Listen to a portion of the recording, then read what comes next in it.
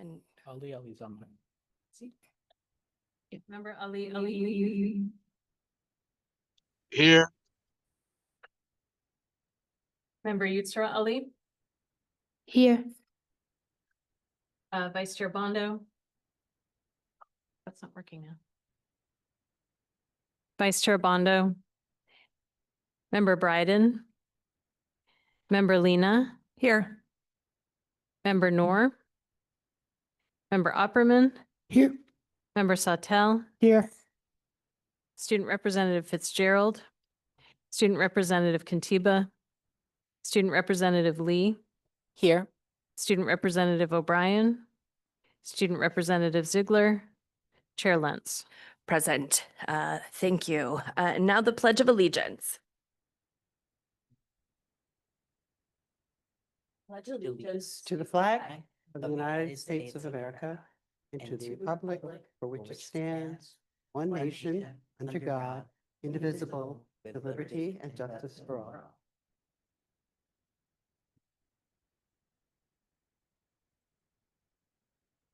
Portland Public Schools recognizes the original inhabitants of the land on which our city and schools stand. The Wolastoqey, or Maliseet, Micmac, Penobscot, and Passamaquoddy tribes, known collectively as the Wabanaki Confederacy, or people of the Dawnland.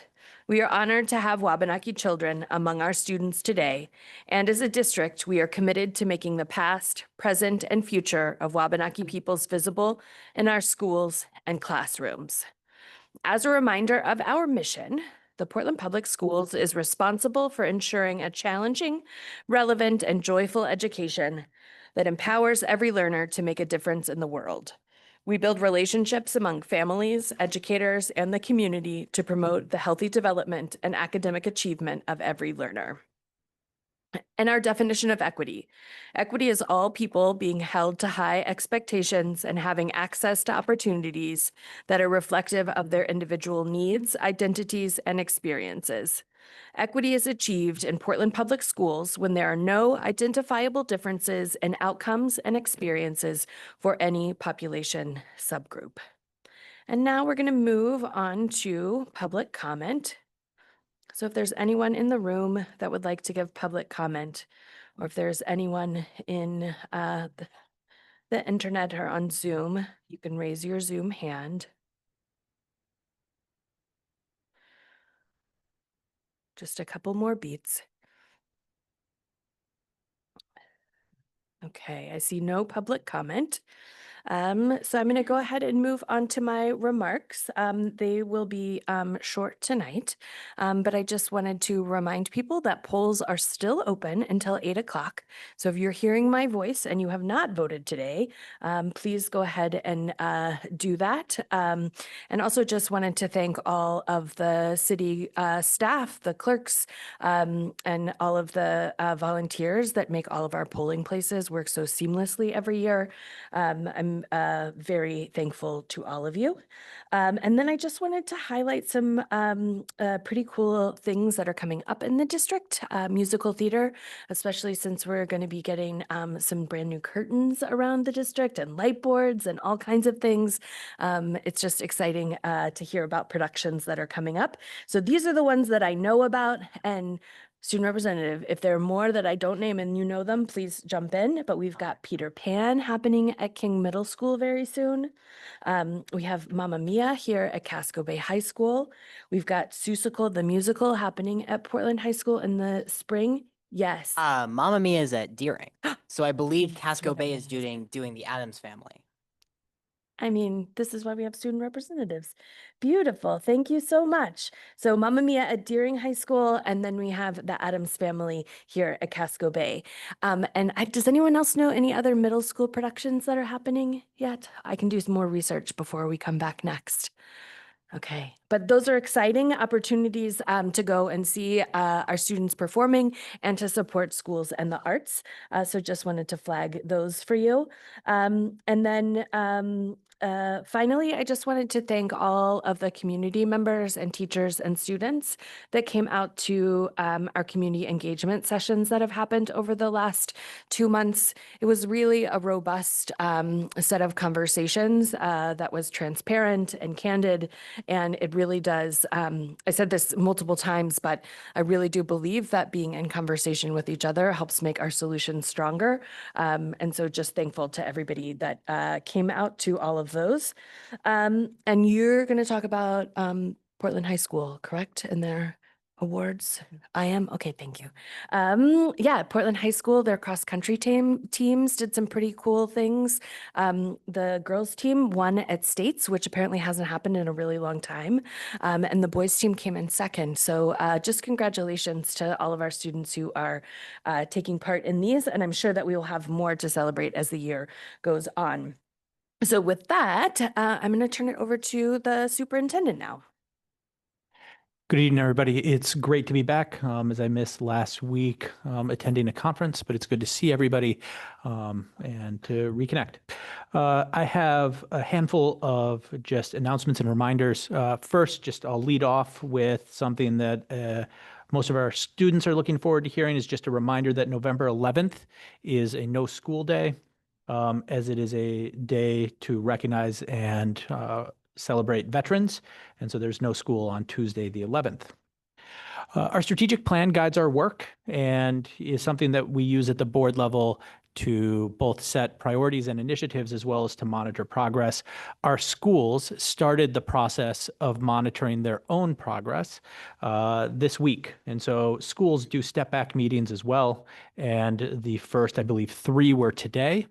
And we'll continue on for the next 2 weeks. So that's really an opportunity where schools are looking at their data to date and really digging in, interrogating their data, and seeing where they need to adjust their school plans as a result of progress over the first 2 months. A piece that's just worth recognizing is that with the federal government shutdown and the freeze in SNAP benefits, that will start to hit our community in the next 2 weeks. And one thing that I know was recognized last week, but I want to add my voice to, is just an extreme amount of appreciation for the foundation, our social workers, our multilingual team, who recognize the challenge that this poses for families in our district, and have not just admired the problem, but really stepped in to provide support where possible. And so just credit that there is a challenge. We're actually stepping in, and our staff are stepping in to address that challenge and that gap. And so at this point, the foundation is over $70,000 in gifts to make sure that families are supported. And so just a big thank you to our executive director for the foundation, our social workers who will be making sure that families in need get those services or get that funding and support. Just a big thank you for that. November 17th is high school preference forms. That's the due date for them. And so if you are in 8th grade right now, whether you're in Portland Public Schools or outside, just a reminder around November 17th, getting in that high school preference form. If you need any support on that, please reach out to your schools, your school counselors to provide that support. And if you're outside and you have any need, feel free to reach out to our central office team and we will help you complete that, as it is due November 17th. Last, well, we're talking about rising or future 9th graders there. Just for our seniors, we have our FAFSA for financial aid night that is happening on November 19th. And so while our schools all have teams of counselors that support this throughout the year, and especially in this season, we also have a night on November 19th to help families who need that support. And or other information. So look out for that with your school. That's my comments for tonight. Oh, I always forget to do this, but just a reminder for the board and for the public watching, we always post at the end of the superintendent comments the individuals who've separated from the district, as well as hires that we want to make sure you're aware of, but don't actually get voted on by the board. Thank you so much, Superintendent. Up next, we have our, hold on one second, my diligent community here is Hold it, not synced. Yeah, my report of the secretary. We have up the consideration and action to approve the meeting minutes of October 28th, 2025. Are there any corrections to the meeting minutes? All right, seeing none, then the minutes are approved as distributed. And then we're going to move on to some old business, which we're waiting on your explanation. So go ahead, Superintendent, and then we can conduct the vote. So I appreciate the board's flexibility on this and doing a first read last week and the second read tonight. Tonight, we're asking you to approve a contract with BerryDunn to continue the work that has been happening to review Maine PERS pension accounts.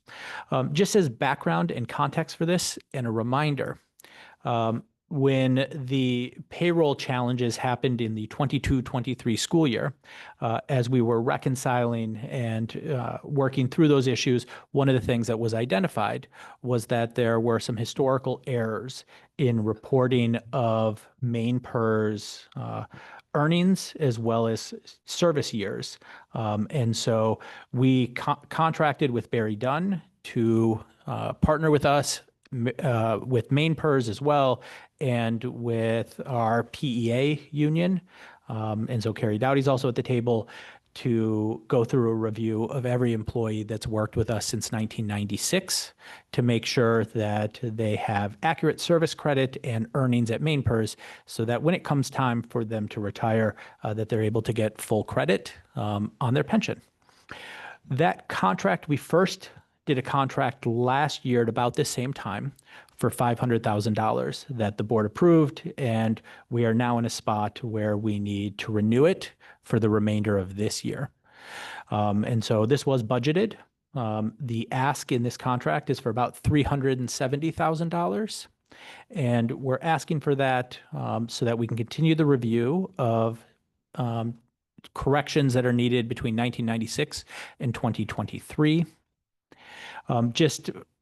It's worth noting that we say this every time, that it's not an issue where Maine PERS did not have the funds or that there was errors in that.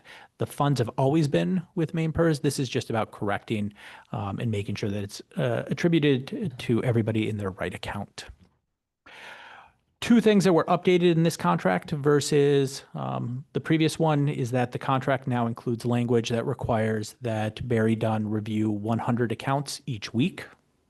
And so they'd be able to get through approximately 5,200 a year.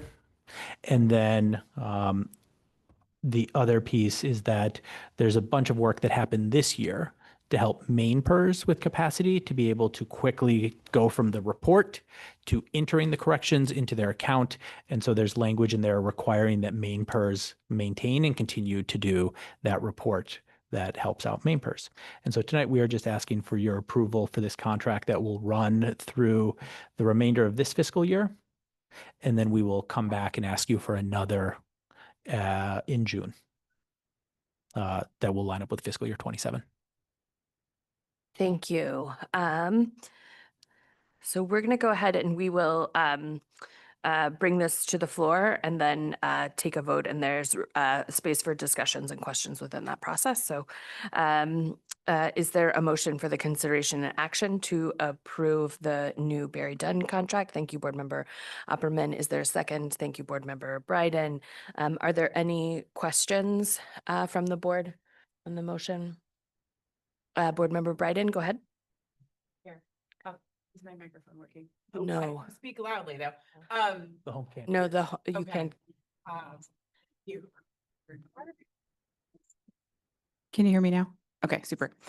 So my question has to do with the assumption that there's going to need to be an additional contract. So, I mean, we had a contract and now we have another contract. And I understand the complexity, but I would, how close do you think we can realistically get within the scope of this contract that we're talking about right now? And how much is likely to be left over in June? And are we able to put pressure on other entities to make the work happen as fast as it can. So let's just use scale here for a second. It's probably the easiest way to do it. There's about 10,000 employees that worked for Portland Public Schools between April of 1996 and December of 2023. So that's the window within which we're talking about. There was a lot of work that had to happen in the initial setup and figuring out the review. And so a lot of this contract that we're just finishing went towards that. And so at this point, there are 400 employees that have gone through a full review, meaning BerryDunn and main PERS, and are either corrected or in the process. And there's another 250 that BerryDunn has reviewed, but main PERS has not yet reviewed. And so that means that that first one, which again was a significant amount of initial work analysis, got about 650 people through BerryDunn. The new contract with the additional language requiring the 100, which would not have been possible in the early stages of this, will mean that in a year, they get through a little over 5,000. That means that we are looking at an additional year of this. There has been conversations around main PERS capacity and their ability, because it is really a main PERS capacity that is slowing this down, as well as the fact that they just have antiquated software that makes it complex for their staff to do the updates. Because I will say the individual staff working with us have been phenomenal. It's the overall capacity. And so there has been some conversation about that. And that requirement that BerryDunn does the reporting form that makes it easier to enter is part of how we're trying to help them on their capacity so that they can do more. So that's the biggest one. There's some other complexities that are probably beyond the scope of this conversation that's just a challenge that have needed to be addressed. But my hope is that with the new language, we'll get a little over 5,000. Can I ask a follow-up? So I appreciate, I understand complex systems work is complex. And so I understand some of you need to invest the time and energy to sort of build up, processes so that they can turn into repeatable processes and scale up. I understand that.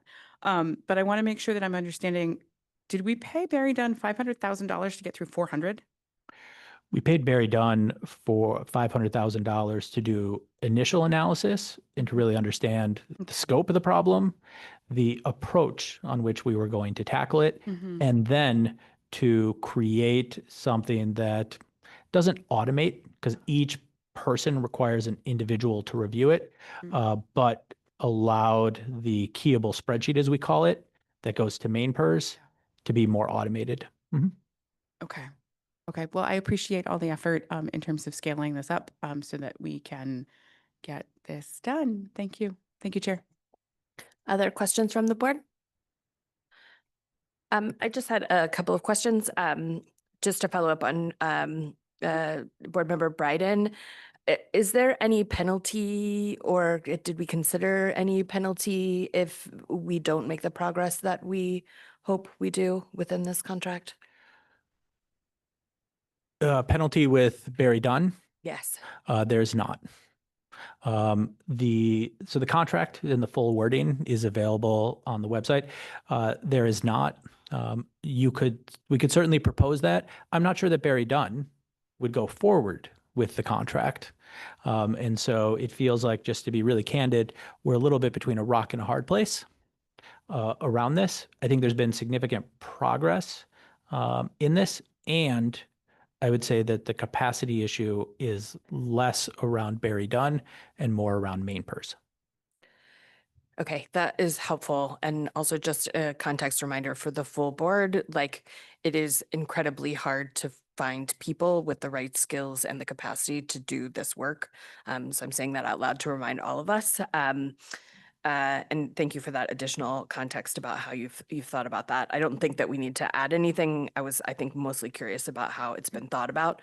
And then I just wanted to double check that the file in board docs whatever it's called, is still marked draft. Is that just because it's not signed, or is there still language that's going to be finalized on that? We are treating this as the language, and so the watermark will come off. But we posted this so that you had it. Perfect. I just wanted to just check that we're looking at the final language. Beautiful. So any other questions from the board? Let me just double check on Zoom. Okay, I see no hands there. So is there any public comment on this? No. Okay, we'll go ahead and close public comment. Any general discussion by the board? Then by roll call vote, please indicate whether, oh, did I miss one? I apologize. I didn't see your hand. Go ahead. The question, sorry. Have we kind of explored another, let's say, consulting firm, since we've talked about how their system is really time consuming and it's not as efficient as we would like it to be?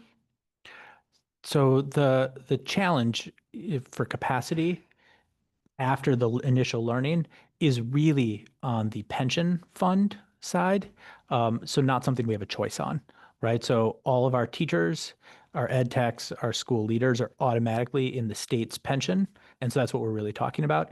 And then our other staff, like bus drivers, many of them are and choose to be in the pension, but aren't required to be.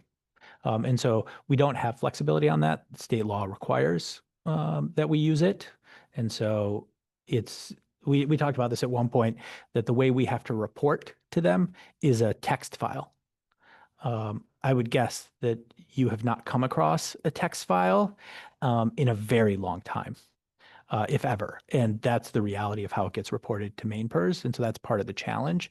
The other thing that's just worth naming is it took us about 4 months to develop the initial reporting so that it went from ADP, our payroll system, to MainPERS, right? It's pretty complex. What is happening now is that it's not just new earnings that are getting reported, but in some cases, we also have to say, swap this line, add this line, delete this line. And so there's a level of complexity here that is just really hard to automate or to simplify. And so this is a true like individual accountants reviewing that's making it so slow. Board Member Bryden, go ahead. Thank you. In light of that, I'm curious about whether other districts are also facing similar challenges and whether there might be an opportunity for some collaboration. If maybe the answer is we don't know, maybe the answer is, other districts are just fine, but if other districts are also frustrated, I wonder if there's a possibility of collaborating to build capacity. So let me answer it in 2 parts. There are other districts, not at the same scale because we're the largest district in the state. Also, it's not the sort of thing where MainPERS will comment to us on who the district is. MainPERS recognizes that the system is challenging, and they're in the process of updating their system, like swapping it out for new technology. And so that's coming. There's also a reality where we've worked with specific folks at MainPERS who know PPS. And so they know that when they're looking at somebody in 2000 and they're missing 1 month, they know why that is. And so there's a little bit of, I'm not gonna say automaticity, but there's a little bit of that the reality is that we're in a unique spot and we have some unique capacity that's helping us at MainPERS, that there's not a good solution. Thank you. Board Member Opperman, go ahead. I just want to say thank you to everyone who has been working on this for the last 3 years. It's it's a very great nightmare to remember that when this all came to front, it was hard, very hard on the staff, extremely hard on the staff throughout the district. And so I appreciate everything that has been done so far. I am looking forward to the end. as many of us are, but that's, and so we will be hopeful it's soon. And can I just, so yes, to looking forward to the end of this, and we have a little bit of ways to go. We had talked about this more in the finance committee 2 weeks ago.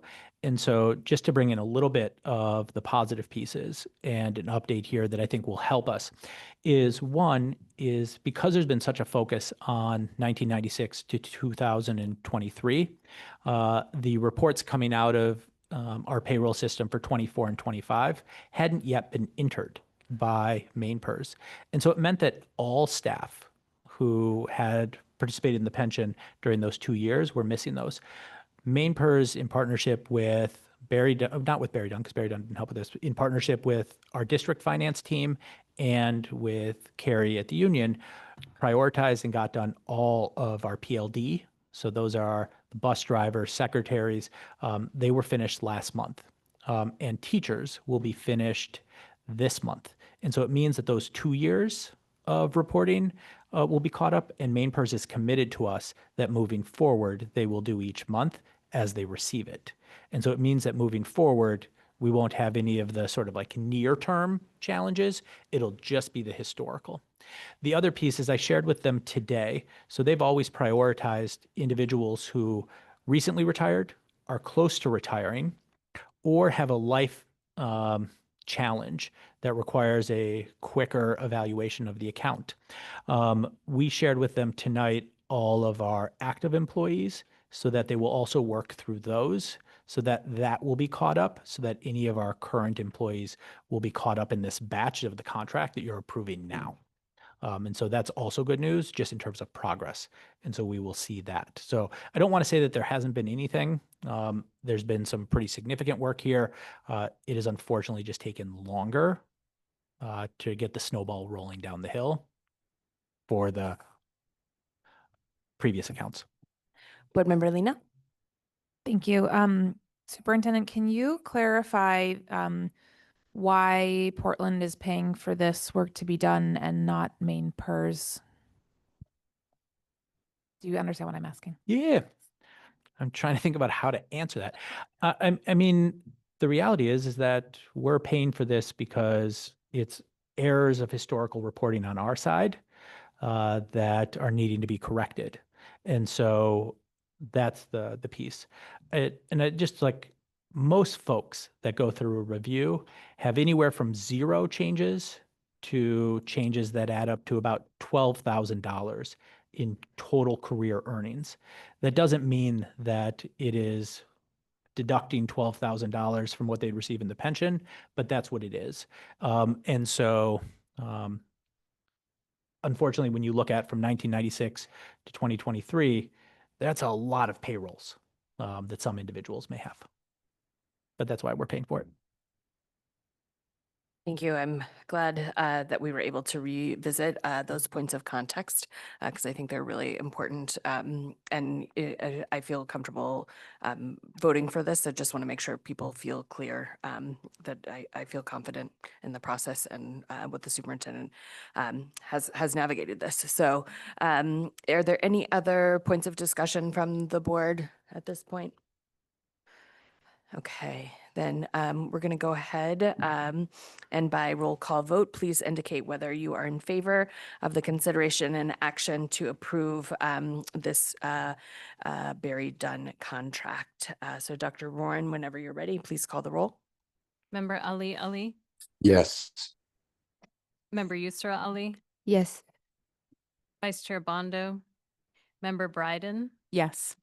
Member Lena? Yes. Member Noor? Yes. Member Opperman? Yes. Member Sautel? Yes. Student Representative Fitzgerald? Student Representative Kantiba? Student Representative Lee? Yes. Student Representative O'Brien? Student Representative Ziegler? Chair Lentz? Yes, so the motion passes. And now we're going to move on to new business. Up first, we have the first read of updated policy AC, which is non-discrimination and equal opportunity and affirmative action. Dr. Warren, is this you? Okay. Okay. So there are three policies that we're looking at tonight, and all of them are have relatively limited changes, and all of these are changes that we are required to make in order to bring our policies into line with current law and federal requirements as well. So policy AC is our non-discrimination, equal opportunity, and affirmative action policy. And the changes here have to do with changes that occurred in the law, and we need to align in terms of the definitions of protected status or protected categories. So the first purple lines you see are adding in pregnancy and related conditions and familial status. So discrimination against those categories of people are prohibited. And then very similar language just down below, but this is in reference to students, pregnancy and related conditions again, and then the language around students is slightly different. So parental, family, or marital status is the student-facing language. And that is it for policy AC. We'll pause and see if there are any questions on that one. Any questions from the board? Could you define familial status? My understanding of that is that it's how a family is constructed. So, what you're, The makeup of the family? yeah. Yeah. Okay. And that is different than marital status because that's only about the marriage Right. piece of it. Okay. Mhm. Thank you. Let me just double check on Zoom here.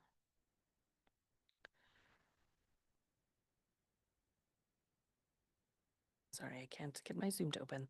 Okay, I see no other questions. So I think that means we can go on to the next policy, which is our first read of updated policy ACAA, which is harassment, discrimination, and sexual harassment of students. Dr. Warren?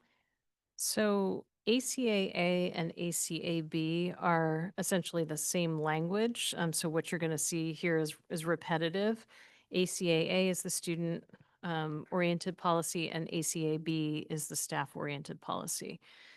Much of this stays the same, but where the edits are proposed, they are to bring us back into line with the current version and definitions being used related to Title IX. So what's happened is that the way that sexual harassment has been defined and talked about has sort of shifted back and forth with different presidential federal administrations. And essentially, this is now reverting back to what was in place previously, the prior Trump administration. And so you'll see here in the comments on the side, you see what was deleted, what the prior language was. And then in the red lines, you see what the updated language needs to be. And again, this is just to bring us into line with current requirements. And then a small wording change here around unwanted versus unwelcome.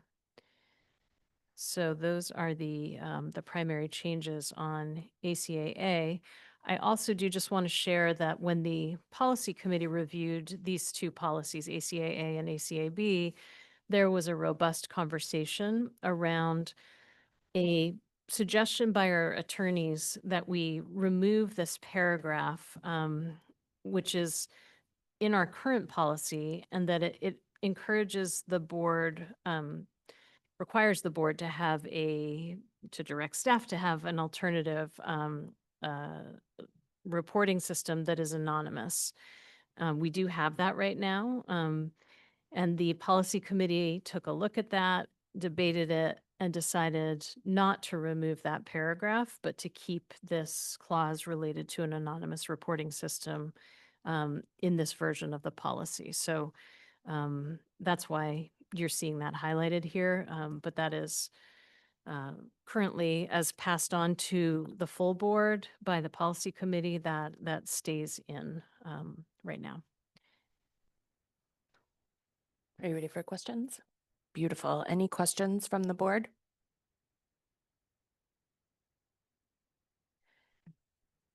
Oh, thank you. Student Representative Lee, go ahead. Just really briefly, I'm just curious why the idea of removing that paragraph about the anonymous reporting system was proposed. Does that also relate to like the federal regulations or any of that piece or? No, it's because the anonymous reporting system is tied to an informal reporting mechanism that we have. So once people make a formal report, then there's no choice for anonymity. It's only possible for someone to remain anonymous when it's an informal report.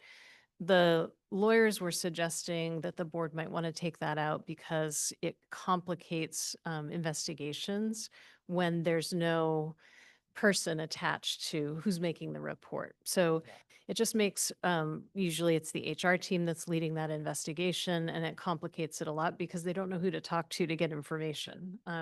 So the legal team was suggesting that we might want to just take it out altogether because there's no requirement that we have that legally speaking. And so basically the argument was if the board removed it, it wouldn't prevent or preclude reporting that was anonymous, but it might seem a little bit less like it was being encouraged. Yeah, I can see that. And I will say that, I wasn't here, but board members who had been here for a while shared that part of why this came into play was because there had been an issue with getting people to make reports a few years ago and a concern that people weren't comfortable reporting. And so trying to create ways that people felt like they could raise flags if they needed to and do that in an informal and anonymous way. Beautiful. And Dr. Warren, are you going to go over the R policies separately? I wasn't planning to go through the R. That's the procedures. We'd provided it as a just sort of as background for Perfect. folks. But I was planning to do this one, and then the ACAB is exactly the same thing. It's just got a different letter in the title. But we can look at that one too if you want to.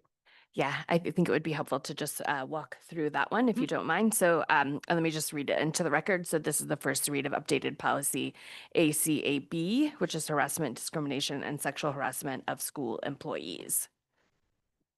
So if we scroll through this one, you will see very similar. It looks familiar. Again, you'll see the change in the definition here with the old definition. The one that's being replaced is in the margins here in the deleted box. And then the new definition in the green lines. And then if you scroll down further, you will again see,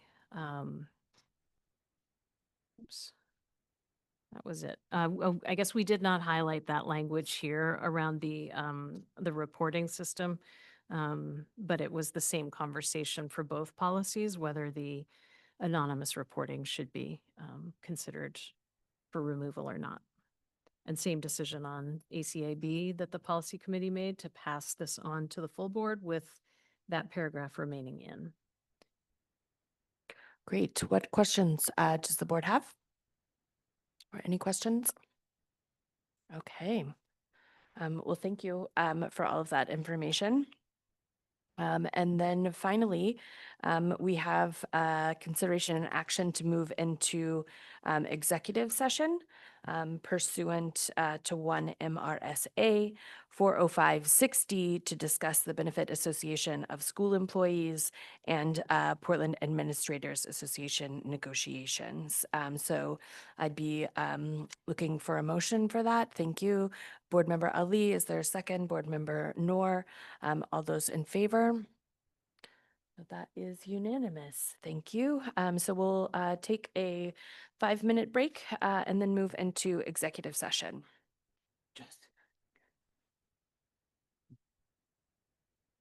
I know, I was like, oh, we don't have Connor. Sarah, was that you, Sarah Ali?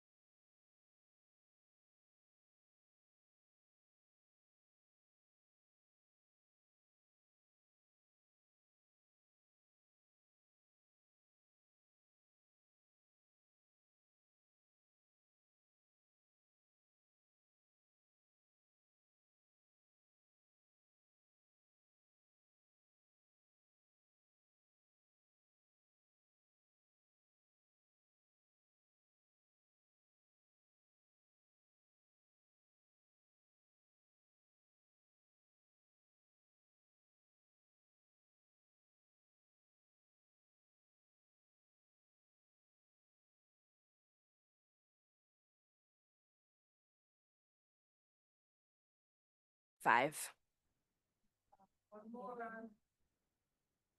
There we go. All right, we got it. All right, I'm gonna make, oh, hold on. Gusara, can you come back? No, that's okay. I'm just gonna make a motion to adjourn. Is there a second? Thank you, Board Member Lena. All those in favor? That is unanimous.